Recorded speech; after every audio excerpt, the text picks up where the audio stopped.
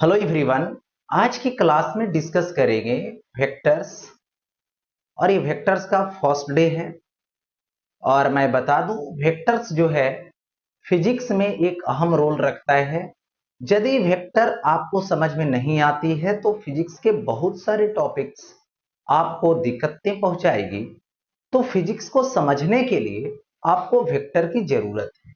Vector को समझना जरूरत है, वेक्टर को अच्छे से पढ़ने की जरूरत है। तो मैं बता दूं, यदि आप वेक्टर को अच्छे से पढ़ना चाहते हैं तो डे बाय डे क्लास कीजिए। और क्लास करके आप अपने तरीके से जो यहाँ पे बोर्ड पे बताया जाएगा, जो सिखलाया जाएगा, उसका खुद से एक नोट्स क्रिएट कीजिए। खुद से नोट्स एक बना लीजिए, बस ओनली वन चैप्टर का। और इस वेक्टर चैप्टर का बना करके आप देखिए नोट्स, वो कैसा नोट्स बनता है और किस तरीके से बन जाता है आपका खुद से, और कितना आपको बेनिफिट होती है। ऐसे जो है से केवल जो है से पीडीएफ दे देंगे नोट्स का, तो उससे कोई उतना फायदा नहीं होगा जो कि आप खुद से क्रिएट करें। और जैसे जैसे पढ़ाई पढ़ाई होगी, जैसे जैसे आपको बतलाया जाएगा, उसी तरीके से नोट्स बनाना, विशेष करने की कोई जरूरत नहीं।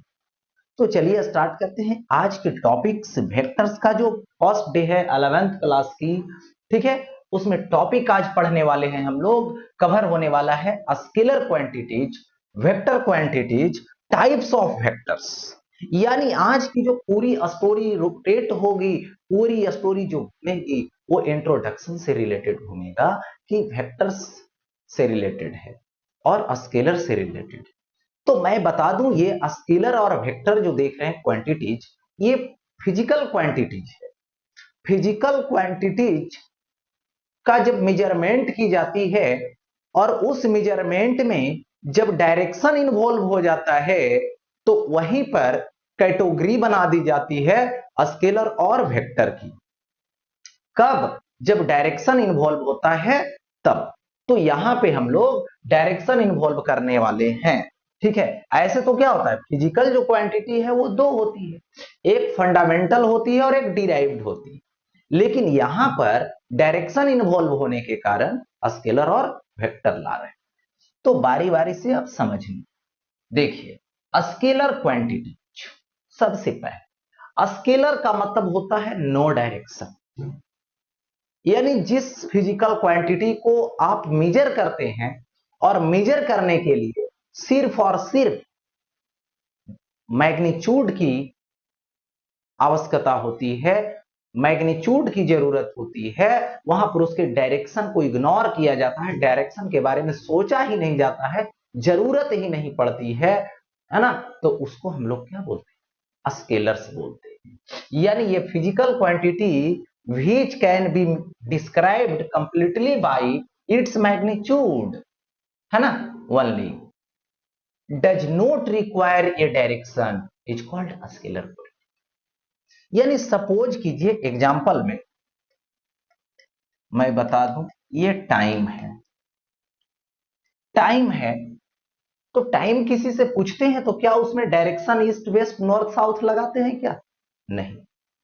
एक, जैसे किसी का मास मेजर करते हैं, तो किसी का यदि मास मेजर करते हैं तो क्या उसमें डायरेक्शन इन्वॉल्व है कि आपका मास जो है 50 kg है, ईस्ट में है या वेस्ट में है, नॉर्थ में? ऐसा नहीं बोलते। किसी से पूछिएगा आपका मास कितना है, आप तो बताएगा 40 kg। ये नहीं बताएगा कि 40 kg ड्यू ईस्ट है या तो 40 kg ड्यू नॉर्थ है। ऐसा कुछ देखने को नहीं मिलता है। चलिए, मास हो। अब देखिए, ये स्पीड आता है।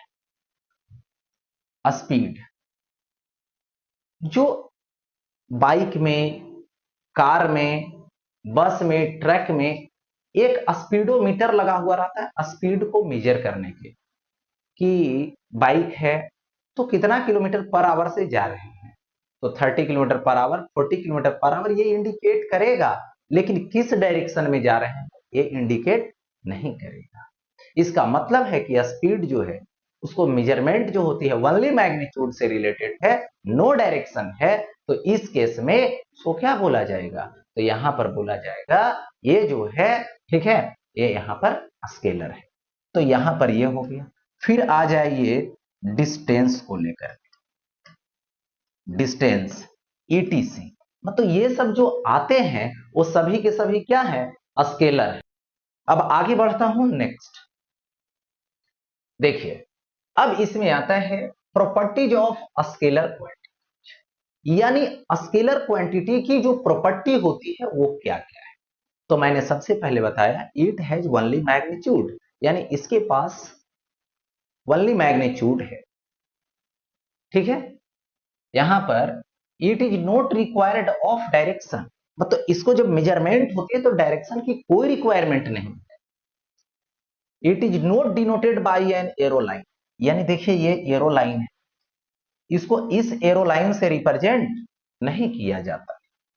अब आता है यहां पर देखने को मिलता है इट्स एडिशन और सब्ट्रैक्शन और मल्टीप्लिकेशन बाय अलजेब्रिक। देखिए यहां पर जो स्केलर क्वांटिटी है इसको आपको ऐड करना हो, सब्ट्रैक्ट करना हो, मल्टीप्लाई करना हो, तो सभी के सभी कौन सा मेथड से होगा, तो यहां पे होगा अलजेब्रिक मेथड से। अलजेब्रा आपको लगाना पड़ेगा। चलिए एग्जांपल देता हूं, सपोज कीजिए यहां पर कोई पर्सन है, मैन है, और यहां पे पहुंचा बी, कितना मीटर गया, 4 मीटर गया, ठीक है। फिर ये मैन बी से यहां पे चला जाता है सी पे और ये 3 मीटर आता है। तो अब इसकी डिस्टेंस बोला जाए तो इसकी डिस्टेंस जो होगी लेंथ ऑफ पाथ होगी, यानी यहां पे distance is equal to A B plus B C, A B plus B C. तो ए बी का वैल्यू कितना आएगा 4 मीटर प्लस बी सी का वैल्यू 3 मीटर, यानी कितना हो जाएगा 7 मीटर हो जाएगा। यानी डिस्टेंस इज इक्वल टू क्या बोलिएगा, तो यहां पर 7 मीटर, यानी डिस्टेंस कैसा है, तो स्केलर है। देखिए डायरेक्ट ऐड हुआ कि नहीं, अलजेब्रिक मेथड से हुआ कि नहीं, ठीक। अब देखो it does not follow triangle, यानी ट्रायंगल लॉ कब फॉलो होता है, जब ज्योमेट्रिक का रूल फॉलो होता है, जैसे पाइथागोरस थ्योरम लग जाता है ना, जैसे यहाँ डॉट डॉट से ऐसे ज्वाइन करते हैं ना, तो ये क्या बनता है, राइट एंगल ट्रायंगल बनता है, और ये पाइथागोरस थ्योरम अप्लाई हो जाती, मतलब ट्रायंगल रूल अप्लाई हो जाता, ठीक है। तो ये चीजें होती है। अब देखो आगे बढ़ता हूं नेक्स्ट, अब आता है वेक्टर, यानी जिसका जब मेजरमेंट करने लगेंगे तो मैग्नीट्यूड तो आएगा, क्योंकि विदाउट मैग्नीट्यूड फिजिकल क्वांटिटी होगी नहीं, बट वहां पे उसके मेजरमेंट में यदि डायरेक्शन इन्वॉल्व हो जाए, क्या आ जाए, डायरेक्शन इन्वॉल्व हो जाए, तो उसे क्या बोलते हैं, वेक्टर क्वांटिटी। और ऐसे यदि आपसे कोई बोले vector, what is vector, vector is an arrowed line, बस एरो लाइन ही क्या है, वेक्टर है। यदि वेक्टर क्वांटिटी बोला तब बोलोगे है ना, ये physical quantity which requires magnitude and a particular direction when it is expressed it is called vector quantity. यानी उसको एक्सप्लेन करने के लिए, शो करने के लिए आपको एक पार्टिकुलर डायरेक्शन चाहिए, है ना। एग्जांपल में डिस्प्लेसमेंट,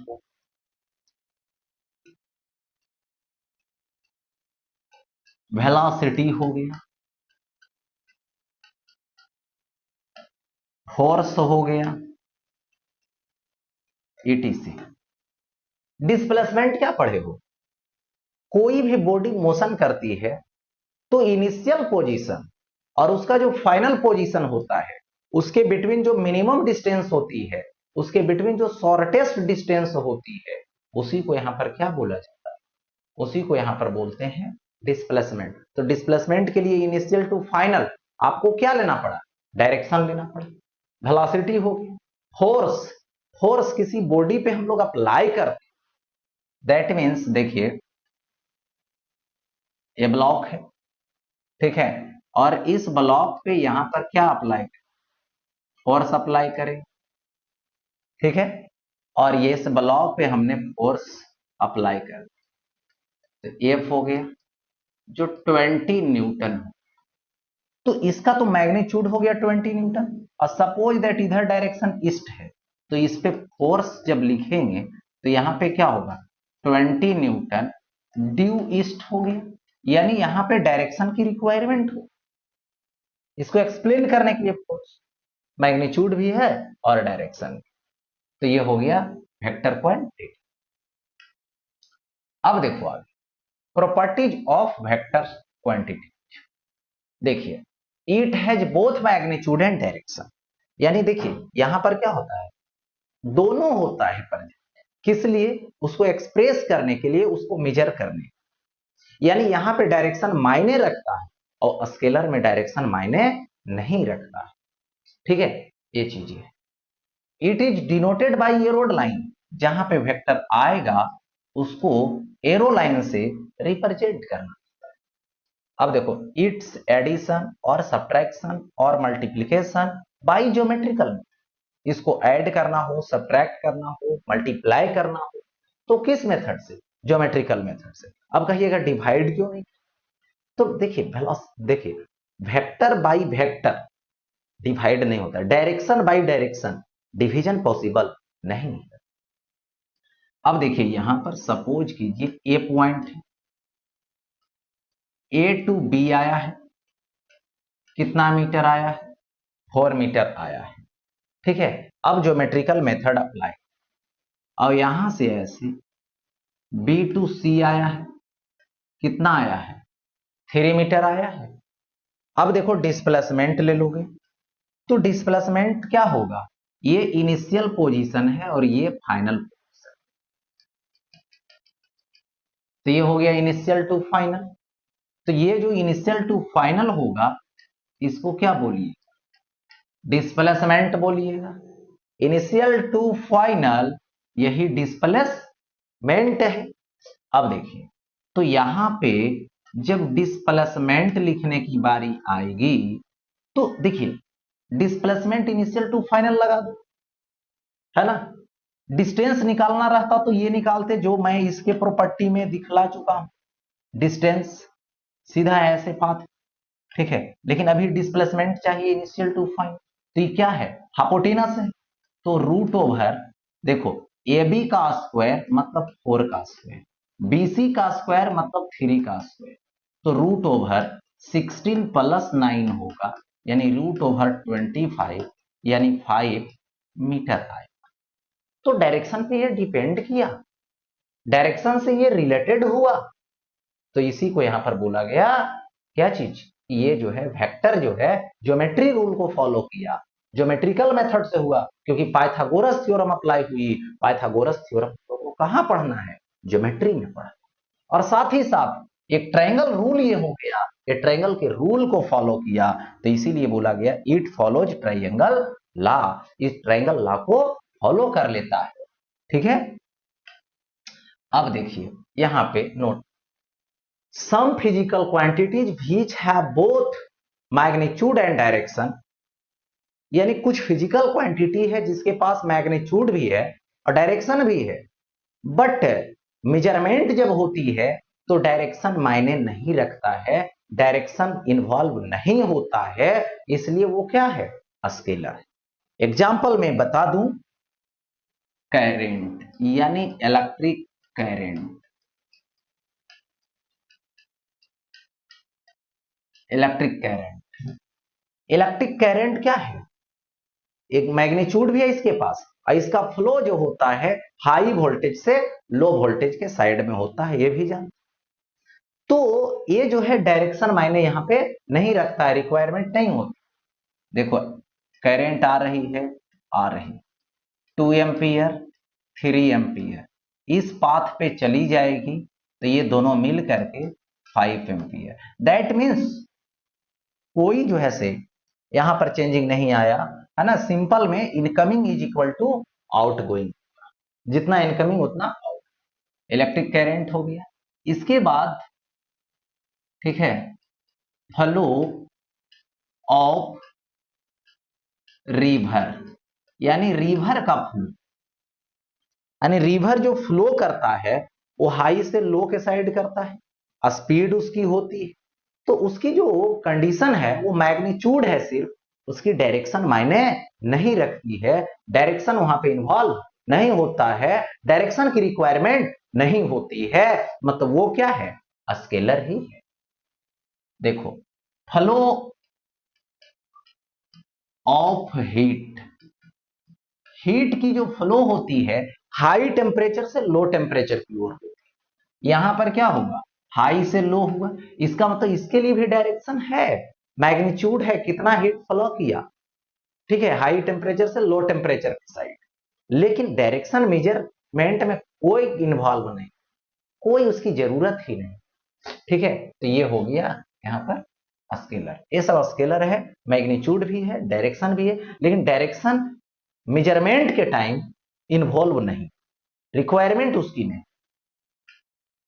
अब देखो आगे, रिप्रेजेंटेशन ऑफ वेक्टर्स, यानी यहां पर आता है कि वेक्टर की जो रिप्रेजेंटेशन है, a vector is always denoted by arrowed line, यानी एक वेक्टर को ऑलवेज एरो लाइन से रिप्रेजेंट करते हैं।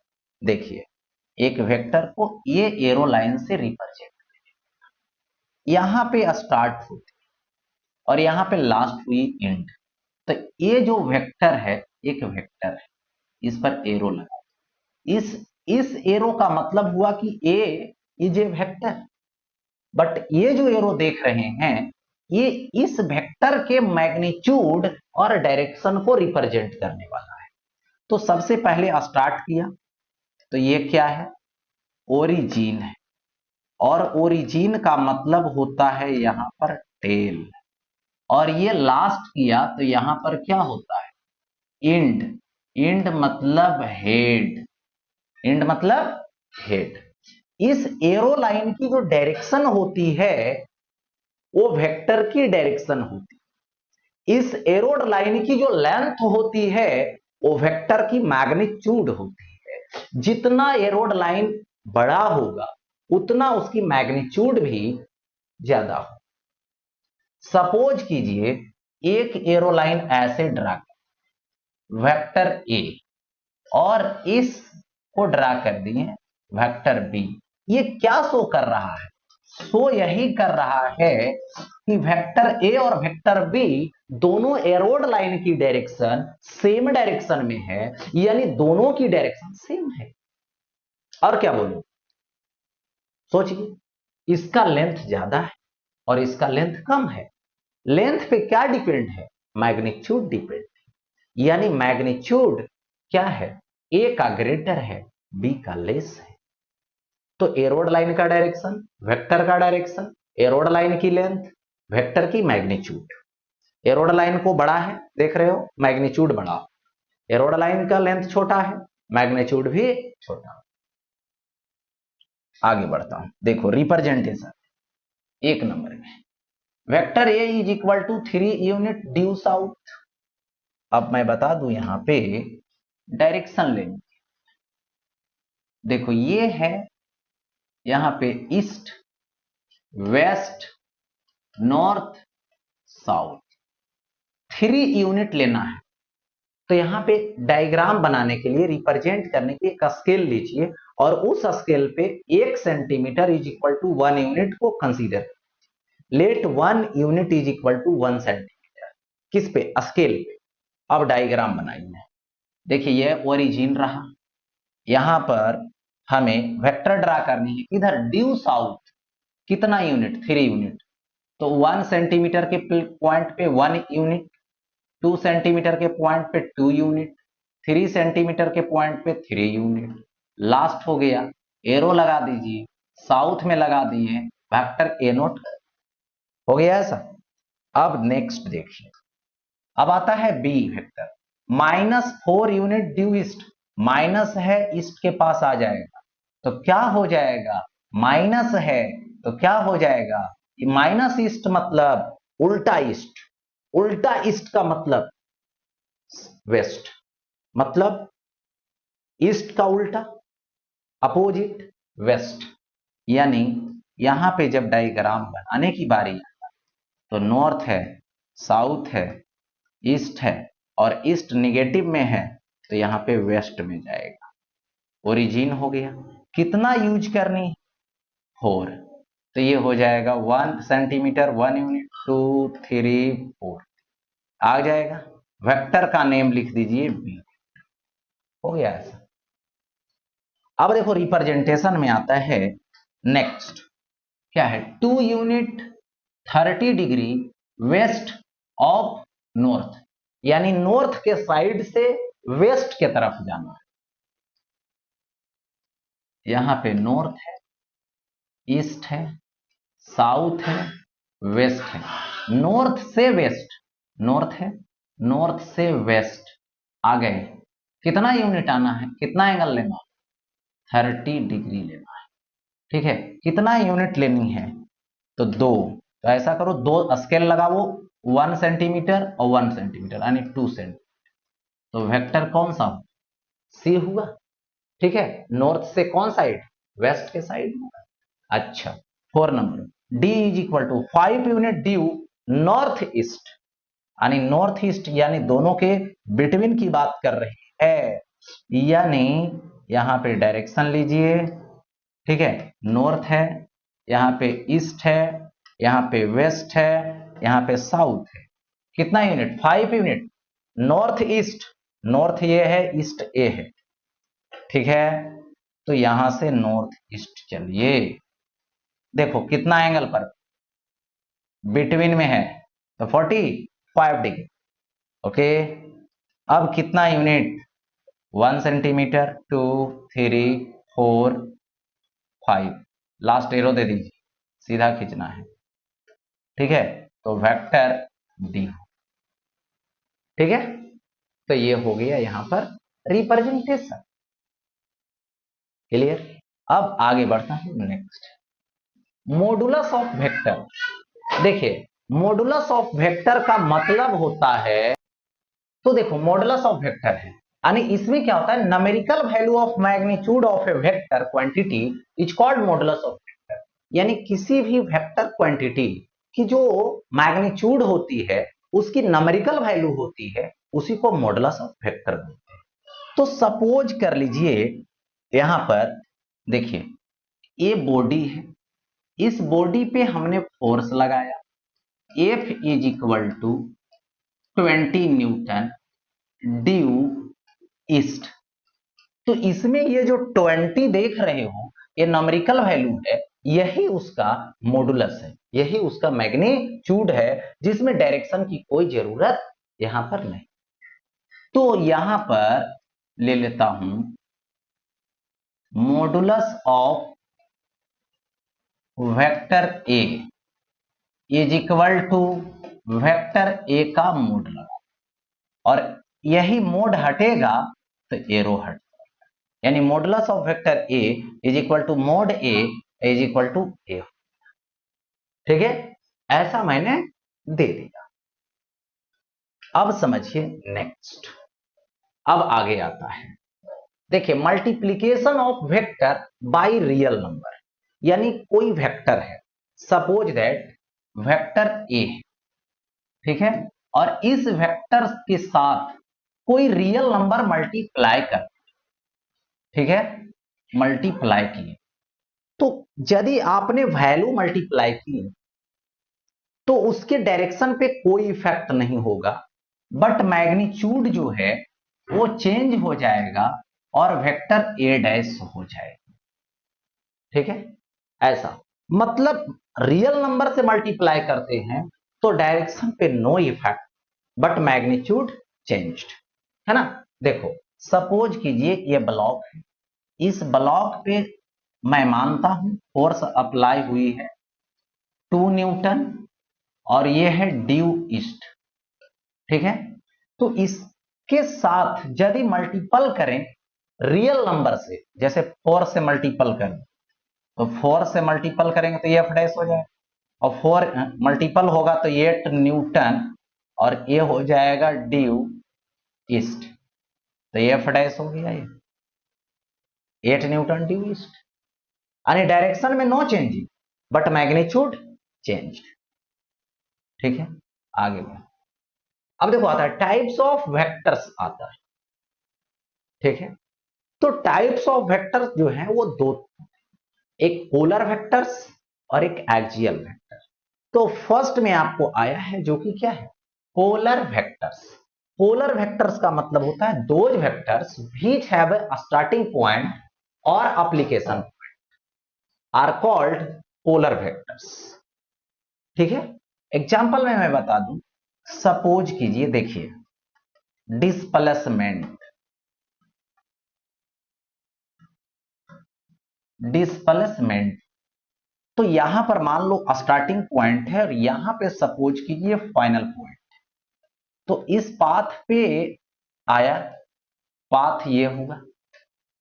तो डिफिनेशन क्या है, initial position to final position, जो मिनिमम डिस्टेंस होगी, जो शॉर्टेस्ट डिस्टेंस होगी, वही क्या होगा, डिस्प्लेसमेंट होगा।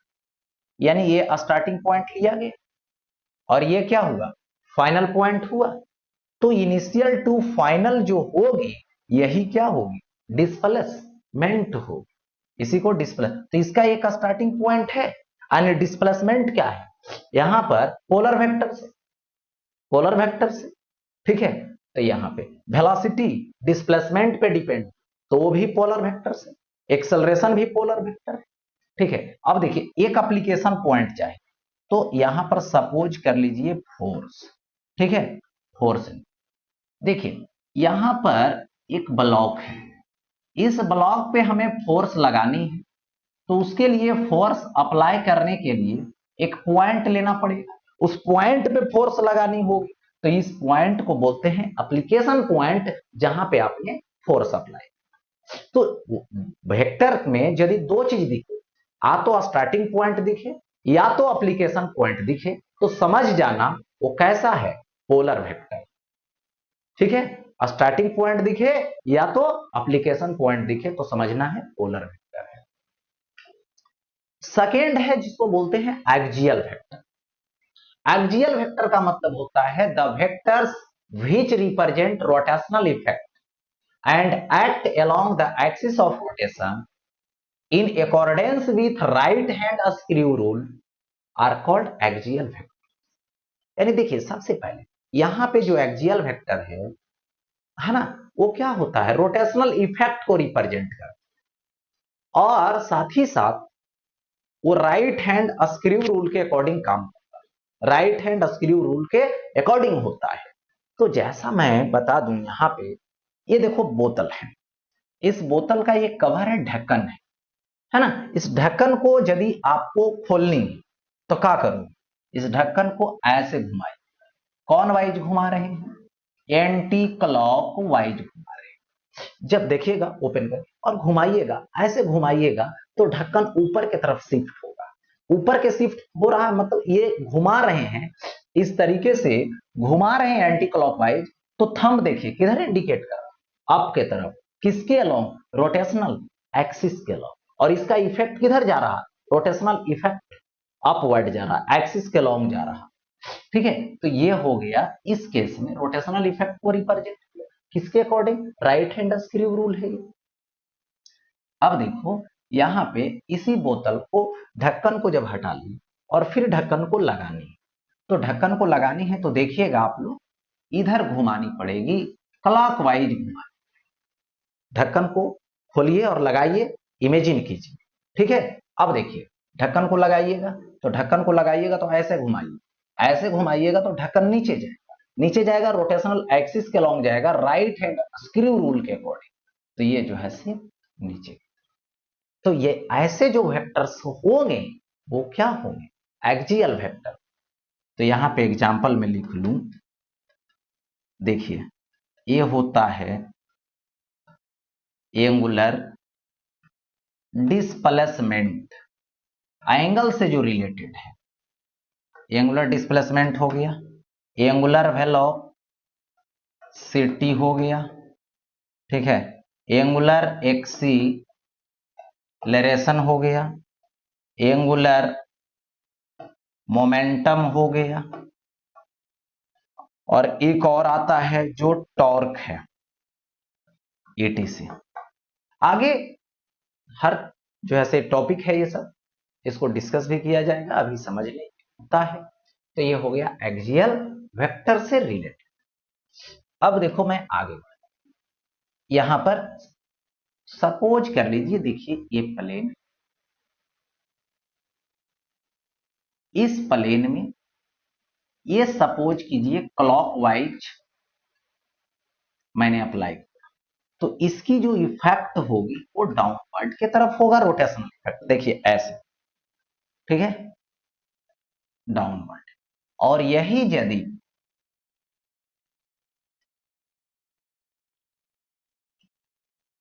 ये क्लॉक नहीं, अब एंटी क्लॉकवाइज शो किया है, तो इसका इफेक्ट रोटेशनल एक्सिस के अलोंग एंटी क्लॉक में आप क्लॉक में जाओ, राइट हैंड स्क्रू रोल के अकॉर्डिंग।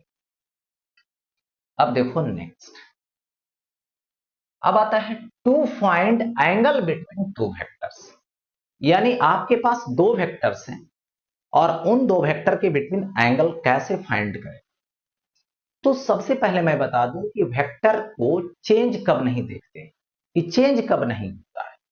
तो सपोज कर लीजिए यहां पे वेक्टर ए है, ठीक है, इस वेक्टर को मैं लिनियरली शिफ्ट कर दिया ऐसे, तो डायरेक्शन वही है, मैग्नीट्यूड वही है, यानी लिनियर शिफ्ट करने से चेंज वेक्टर नहीं होती, स्लीड करने से चेंज नहीं होता। अब देखो ई वेक्टर है, ऐसे है, ठीक है, और इसको इस तरीके से ऐसे घुमा दूं, फिर वहीं पर 360 डिग्री से, तो 0 डिग्री पर फिर हो गया। तो इस केस में भी ये वेक्टर चेंज नहीं होता है।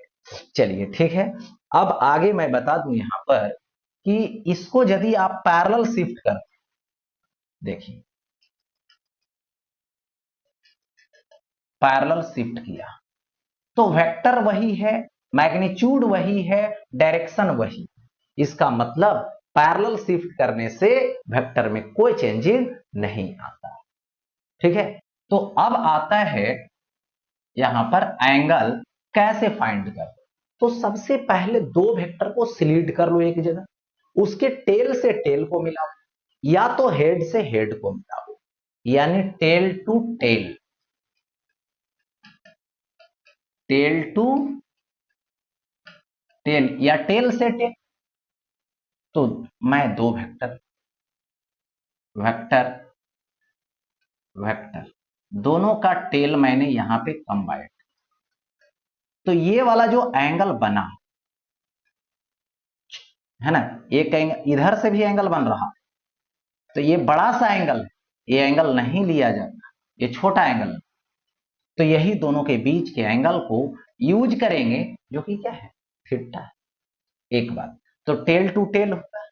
अबर आता है हेड टू हेड, यानी हेड से हेड, यानी ये अबर कंबाइंड, तो देखो इसको शिफ्ट कीजिए इस डायरेक्शन में, वेक्टर ये इसी डायरेक्शन में रहेगी, नो चेंज, वेक्टर भी इस डायरेक्शन में है, इसी डायरेक्शन में रहेगी, नो चेंज, इसके बीच ये छोटा एंगल यही बन रहा है, तो यही एंगल यूज किया जाए, ठीक है। अब देखिए यहां पर मैं बता दूं कि यह भी मान लो ये दोनों वेक्टर है, ये दोनों वेक्टर अभी इतना एंगल पे है, यदि इसके एंगल को कम करें कम करें कम करें, इस तरीके से पैरेलल करें, इससे और कम नहीं हो सकता है। यानी यहां पर मैं बातें करूं दो वेक्टर की, सपोज कीजिए वेक्टर ए है, ठीक है, और ये वेक्टर बी है, तो इस केस में अभी theta is equal to 0 degree होगा, जो थीटा कैसा होगा, मिनिमम होगा, इससे और छोटा एंगल नहीं हो सकता है। अब देखो ये दोनों जो वेक्टर है, इन दोनों वेक्टर को ऐसे रखे हुए और इसके एंगल को इंक्रीज करते जाएं, इंक्रीज करते जाएं, इस तरीके से ऐसे इंक्रीज कर दिए, स्ट्रेट लाइन बन गया, तो ये एंगल स्ट्रेट लाइन हो गया, एंगल स्ट्रेट लाइन पर कितना हो जाएगा, 180, यानी दोनों अपोजिट डायरेक्शन में। अब वेक्टर ए और वेक्टर बी हो गया, और इस समय theta is equal to 180 degree, जो मैक्स है, इससे और ग्रेटर नहीं हो सकता है, तो इस केस में ये जो थीटा है greater equal to 0 less equal to 180 हो गया ऐसा, लेस इक्वल टू 180। देखिए अब है यहां पर find angle between vector A and B. A और बी के बिटवीन एंगल निकालिए। तो ए और बी के बिटवीन कैसे एंगल निकालोगे, सो जरा सो। वेक्टर ए और वेक्टर बी का देखना है क्या टेल टू टेल अटैच है या हेड टू हेड अटैच है। यदि टेल से टेल अटैच है तो छोटा एंगल ले लो, हेड से हेड अटैच है तो छोटा एंगल ले लो, और यदि हेड और टेल अटैच नहीं है तो शिफ्ट करो वेक्टर को और टेल से टेल को अटैच करो या तो हेड से हेड को अटैच करो। यानी यहां पर आप देख रहे हैं इन दोनों वेक्टर का टेल से टेल का अटैचमेंट है, मिलन है। इसका मतलब है ये एंगल वेक्टर के बिटवीन 30 डिग्री का है। तो इन दोनों वेक्टर के बिटवीन एंगल 30 डिग्री। लेकिन इस वेक्टर में आइए तो इसका हेड है और इसका टेल है, ये तो गड़बड़ बात है, दिक्कत वाली। तो इसको हम लोग क्या करो, वेक्टर ए को रखो। वेक्टर ए को मैंने रखा और ये जो वेक्टर बी है उसको पैरेलल शिफ्ट करो, इसके टेल और इसके टेल को अटैच कर दे। तो पैरेलल शिफ्ट हो गया वेक्टर बी, ठीक है। तो ये वाला जो एंगल है ये एंगल कितने डिग्री का है, 60 डिग्री का है। तो ये दोनों के बिटवीन का एंगल हुआ कितना हुआ, थीटा हुआ। यही तो फाइंड करना। तो यहाँ पे theta plus 60 is equal to 180 degree straight line पे। तो theta is equal to 60 plus में तो माइनस में जाएगा तो 120 डिग्री, यानी theta is equal to 120 degree हो गया ऐसा। क्योंकि टेल से टेल के पास लाइए या तो हेड के पास लाइए। अब इस पॉइंट पे मैं चला, यहां पर क्या देख रहे हो, वेक्टर ए और वेक्टर बी दोनों का टेल इस पॉइंट से अटैच है। तब मुझे क्या करनी चाहिए, मुझे एंगल निकालनी।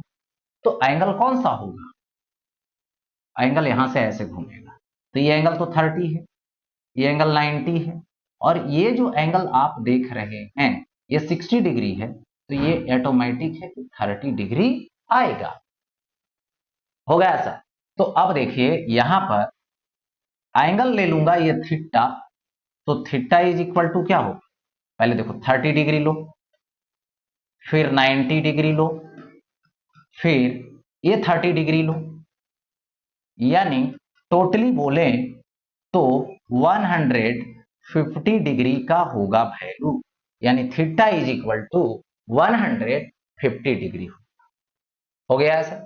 तो ये हो गया एंगल से रिलेटेड, ठीक है। अब देखिए आता है टाइप्स ऑफ पोलर वेक्टर्स। ये क्या है, टाइप्स ऑफ पोलर वेक्टर्स, ठीक।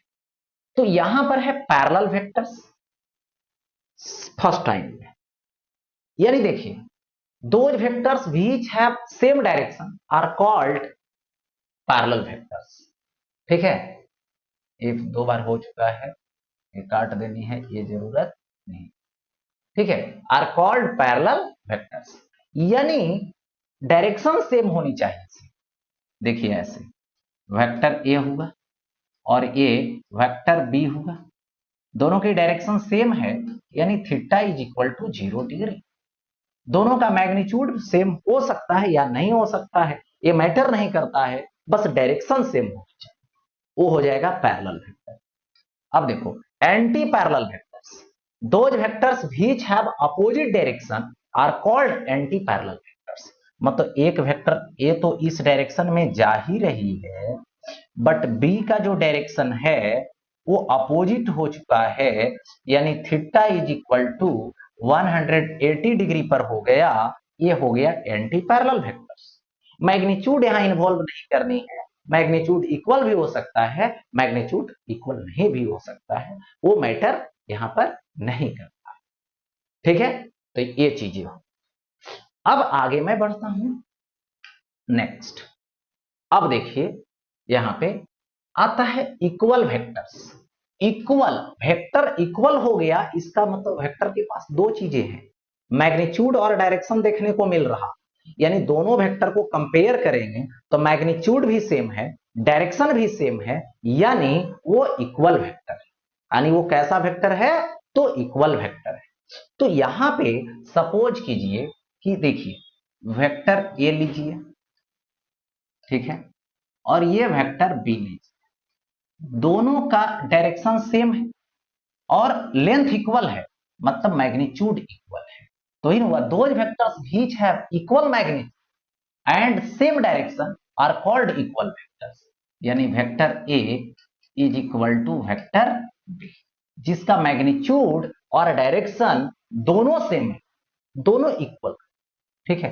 ऐसा जैसे सपोज कीजिए कि ए जो है मान लो एक ब्लॉक है, या तो यहां पर मैं बात करूं कि ए जो है से रोड है और इस रोड पे एक कार मॉडल ए जो इस डायरेक्शन में 2 मीटर पर सेकेंड से मोशन कर रहा है।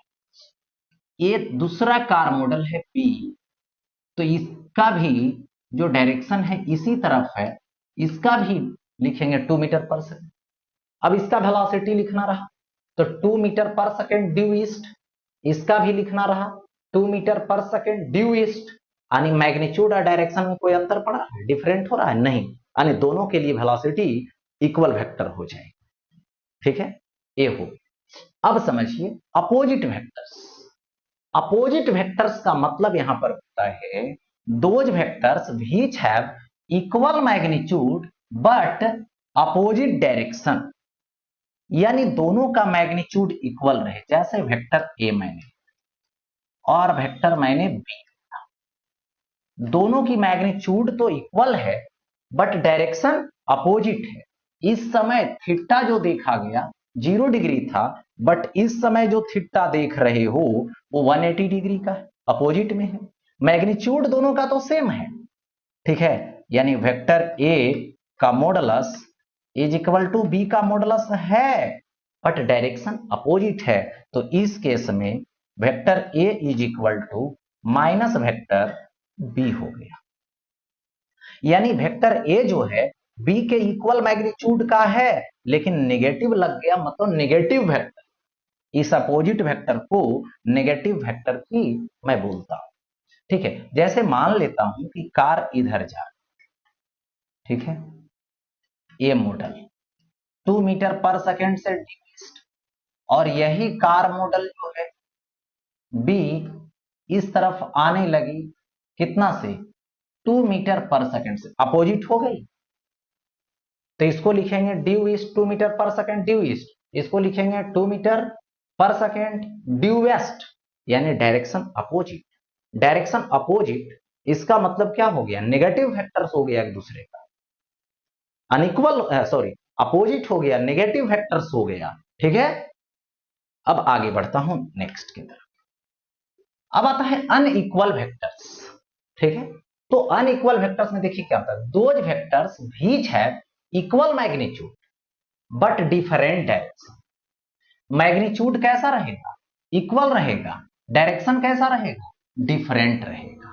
मतलब देखिए इस तरीके से वेक्टर ए ले लीजिए और सेकेंड वेक्टर बी, दोनों का एरोड लाइन अप्रॉक्स इक्वल है और इक्वल है, तो ये दोनों मैग्नीट्यूड में इक्वल होंगे बट डायरेक्शन डिफरेंट होगा। यहां लिखूंगा मैग्नीट्यूड इक्वल, डायरेक्शन डिफरेंट, मतलब ए वेक्टर और बी वेक्टर अनइक्वल वेक्टर है। और different magnitude but same direction, देखो वेक्टर ए और वेक्टर बी, इस केस में दोनों का डायरेक्शन सेम है बट मैग्नीट्यूड डिफरेंट है, तो ये क्या होगा? डिफरेंट वेक्टर होगा। इक्वल वेक्टर तो नहीं बोल सकते, डायरेक्शन सेम बोलेंगे, मैग्नीट्यूड अलग बोलेंगे, तो अलग हो गया। फिर देखो, और both magnitude and direction are different. देखो ये वेक्टर है ये और ये वेक्टर है बी, डायरेक्शन भी डिफरेंट है, मैग्नीट्यूड भी डिफरेंट है। इसका मैग्नीट्यूड छोटा है, इसका मैग्नीट्यूड बड़ा है। तो इस केस में vector A does not equal to vector B मैं लिखूंगा, vector A does not equal to vector B लिखा। अब देखो आगे बढ़ता नेक्स्ट। अब आता है इसमें those vectors which have the, देखिए को इनिशियल वेक्टर्स है ना, those vectors which have the same initial, क्योंकि को मतलब कॉमन, कौन इनिशियल, इनिशियल मतलब स्टार्टिंग पॉइंट है ना, तो कॉमन तो सेम इनिशियल पॉइंट होगा, वही क्या होगा, को इनिशियल वेक्टर्स होंगे। तो सपोज कर लीजिए यहां से एक पॉइंट है, इस पॉइंट से ऐसे एक वेक्टर चला, एक वेक्टर इस तरह से चला और एक वेक्टर इस तरह से चला, है ना, तो तीनों वेक्टर की जो स्टार्टिंग पॉइंट है वो कॉमन है, तो कोई इनिशियल वेक्टर। अब देखो कोलिनियर वेक्टर्स, यानी the vectors lying in the same line are called collinear vectors. Suppose कीजिए, देखो वेक्टर ए है और वेक्टर बी है, एक ही लाइन पे दोनों है, या तो वेक्टर ए है या तो वेक्टर बी है, दोनों एक ही लाइन पे है, तो इस केस में 0 डिग्री होगा एंगल, यानी ये कोलिनियर वेक्टर होगा। इसके बाद देखिए वेक्टर ए होगा और ये वेक्टर बी होगा, ठीक है, और क्या होगा, इधर की तरफ वेक्टर ए होगा, वेक्टर बी होगा, अपोजिट डायरेक्शन, तो theta is equal to 180 degree. तो ये क्या है, कॉमन लाइन पे, सेम लाइन पे है, तो कोलिनियर वेक्टर्स हो जाए, इसी को क्या बोलते हैं, कोलिनियर वेक्टर। आगे बढ़ता हूं, नेक्स्ट कोप्लेनर वेक्टर्स, यानी those vectors located in the same plane are called coplanar vectors, ठीक है, यानी यदि मैं बात करूं एक ही प्लेन में वेक्टर है तो कोप्लेनर होगा, कॉमन प्लेन होगा। और मैं बता दूं यहां पे कि दो वेक्टर जो होते हैं, ठीक है, two vectors must be coplanar, यानी दो वेक्टर जो होता है वो मस्ट बी कोप्लेनर होता है। क्योंकि देखिए सपोज कीजिए जैसे दो वेक्टर है, ये इधर और इधर, तो ये दोनों एक प्लेन बना रहा है, ऐसे भी देखिएगा तो एक प्लेन बना रहा है, ऐसे भी रखिएगा तो ये प्लेन बना लेगा, ऐसे भी कर दीजिएगा तो एक प्लेन बना लेगा, ऐसे भी कर दीजिएगा तो एक प्लेन बना, यानी ये दोनों एक ही प्लेन में होगा। और यही यदि दो से अधिक वेक्टर आ गया, मतलब कौन, थ्री वेक्टर या तो थ्री से ज्यादा, देखिए तो एक प्लेन में भी हो सकता है, या तो ऐसे कर दें वेक्टर को ऐसे रखें तो ये क्या है, प्लेन बना रहा है, नहीं बना रहा, ऐसे रखेंगे तो प्लेन बना रहा, और ऐसे कर देंगे तो प्लेन नहीं बना रहा। इसका मतलब यही हुआ यहां पर बोलने का कि थ्री और मोर वेक्टर्स में बी कोप्लेनर, यानी कोप्लेनर होगा या तो नहीं भी होगा, ठीक है, ये दो चीजें हैं यहां पे याद रखने वाली। अब आता है कॉनकरेंट वेक्टर्स, यानी those vectors which pass through a common point are called concurrent vectors, यानी एक पॉइंट से पास कर रहा हूं, सपोज कीजिए एक वेक्टर ये इस पॉइंट से पास किया, एक वेक्टर बी इस पॉइंट से पास किया, एक वेक्टर इस पॉइंट से पास किया सी, तो सब कॉमन पॉइंट से पास कर रहा है, यही क्या है, कॉनकरेंट वेक्टर्स, इसी को क्या बोलते हैं, कॉनकरेंट वेक्टर्स बोला जाता है। आगे देखिए नेक्स्ट नल और जीरो वेक्टर। नल और जीरो वेक्टर का मतलब हुआ कि ये vector having zero magnitude is called null vector, यानी जीरो मैग्नीट्यूड हो गया तो डायरेक्शन उसका डिफाइंड नहीं होगा, डायरेक्शन को रिप्रेजेंट करना पॉसिबल नहीं होगा। जैसे देखिए हम खड़ा हैं, रेस्ट में है, मेरी वेलोसिटी जीरो है, किस डायरेक्शन में है कोई नहीं बता सकता, क्योंकि है ही नहीं वेलोसिटी, तो डायरेक्शन होगा कहां से, तो डायरेक्शन अनडिफाइंड हो जाएगा, ठीक है, मतलब मोशन करने की बारी आएगा तो किसी तरफ भी जा सकते हैं। तो यहां पर सपोज कीजिए कि वेक्टर ए है और इस वेक्टर के साथ इसी के नेगेटिव को ऐड कर दिए तो जीरो आया, वेक्टर को ऐड करोगे वेक्टर के साथ तो वेक्टर आएगा, यानी जीरो आया तो जीरो वेक्टर लग गया। ठीक है, तो देखिए ये जो जीरो वेक्टर है, यदि आप वेक्टर ए के साथ जीरो वेक्टर ऐड कीजिएगा वेक्टर ए आएगा, यदि वेक्टर ए के साथ जीरो वेक्टर माइनस कीजिएगा वेक्टर ए आएगा। हो गया। अब आता है यूनिट वेक्टर्स, और यूनिट वेक्टर्स का मतलब यहां पर होता है क्या चीज, सोच समझ लें, ये vector having unit magnitude is called unit vector, यानी जिस वेक्टर के पास ओनली मैग्नीट्यूड यूनिट हो वही यूनिट वेक्टर होता है। ठीक है, यानी यहां पर देखिए इसकी फॉर्मूला होती है unit vector is equal to vector by vector का मॉडुलस, तो मोड लगा दो, यानी मान लो वेक्टर ए है और उसका यूनिट वेक्टर ले रहे हैं, तो यूनिट वेक्टर को रिप्रेजेंट करने के लिए कैप लगाना पड़ेगा, तो ए कैप हो गया, A cap is equal vector A दे दीजिए और बाई वेक्टर ए का मोड दे दीजिए, ए हो गया।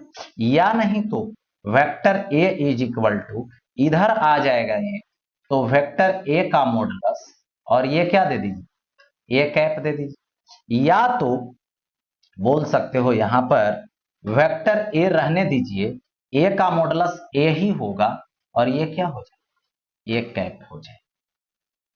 हो गया ये यूनिट वेक्टर, मतलब ओनली वन मैग्नीट्यूड। यहां पे समझनी है कि देखिए ये जो स्पेस है उसमें एक एक्सिस इधर होता है और इस एक्सिस के तरफ यदि वन माने मैग्नीट्यूड ले लो यूनिट, तो ये हो जाएगा आई कैप वेक्टर, यूनिट वेक्टर आई कैप।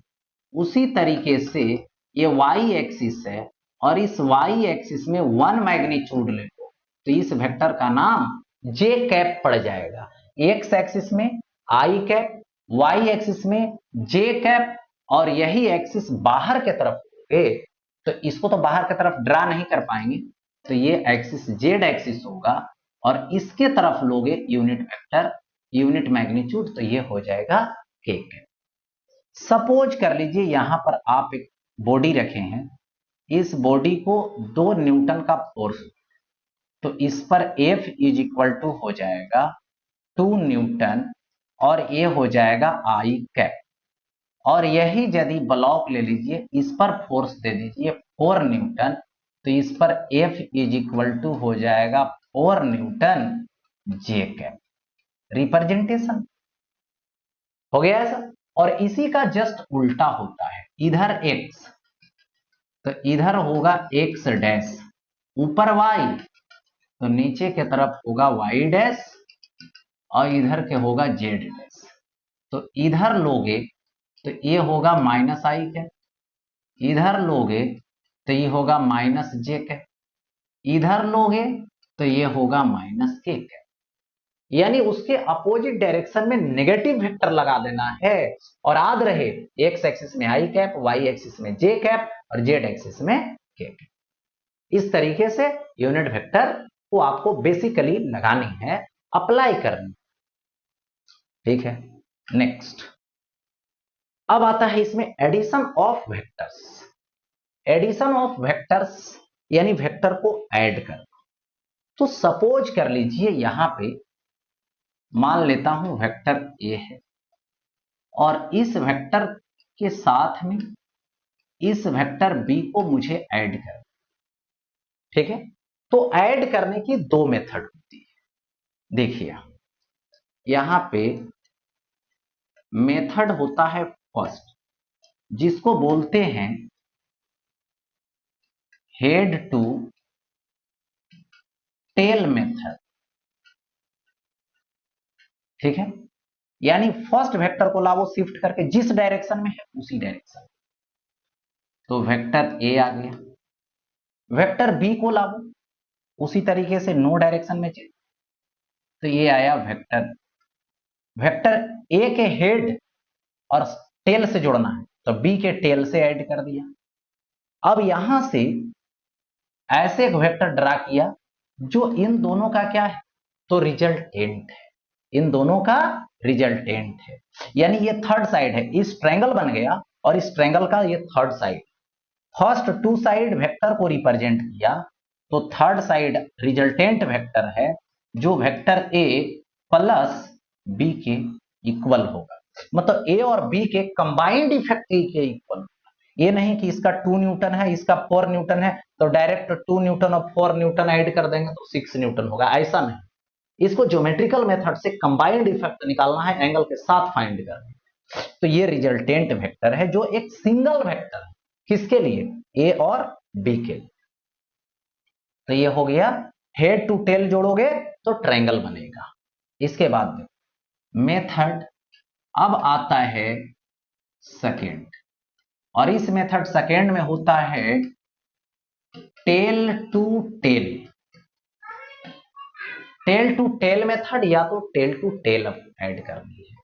तो देखिए यहां पर क्या करनी है, वेक्टर ए को शिफ्ट करो, वेक्टर ए को मैंने शिफ्ट कर लिया, ठीक है।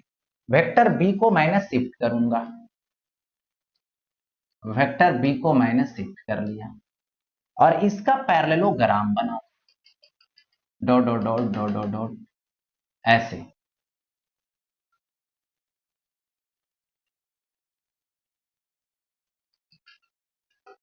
हो गया ऐसा।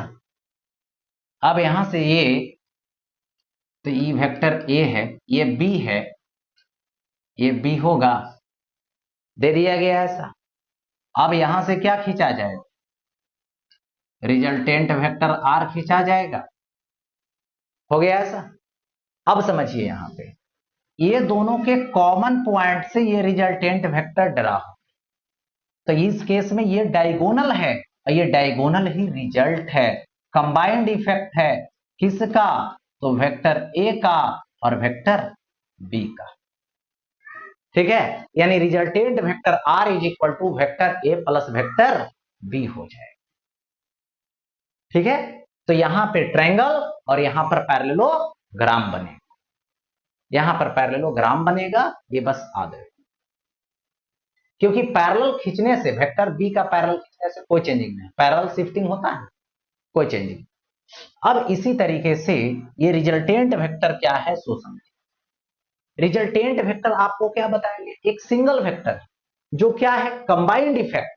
किसका कंबाइंड इफेक्ट है? तो वेक्टर ए और बी का। यानी यदि ए और बी वेक्टर रहे तो सिंगल वेक्टर कौन होगा, आर, जो वेक्टर ए और वेक्टर बी के कंबाइंड इफेक्ट के इक्वल होगा। या तो रिजल्टेंट वेक्टर होगा कब, जब वेक्टर ए रहे और बी रहे और वेक्टर सी रहे, तो इन सब का combined effect resultant vector R आएगा। इसका मतलब हुआ कि रिजल्टेंट वेक्टर क्या है, तो ये single vector which is equal to the combined effect of two or more vectors is called resultant vector। यानी क्या है, ये रिजल्टेंट वेक्टर है जो कंबाइंड इफेक्ट है, एक सिंगल वेक्टर आ रहा, वही रिजल्टेंट वेक्टर है। ओके, तो इस तरीके से वेक्टर का इंट्रोडक्शन जो हुआ वो समाप्त हुआ। फिर मिलते हैं इसके नेक्स्ट पार्ट को लेकर के, तब तक इसको पढ़िए, नोट्स बना लीजिए इसका अपने तरीके से, जैसे जैसे सॉल्व किए हैं बोर्ड पे, जैसे जैसे बताया गया, स्क्रीन को रोकिए और एक बार पढ़ लीजिए सीरियल वे में, उसके बाद में सेकेंड टाइम स्क्रीन को रोकते चलिए और नोट्स बनाते चलिए। ओके।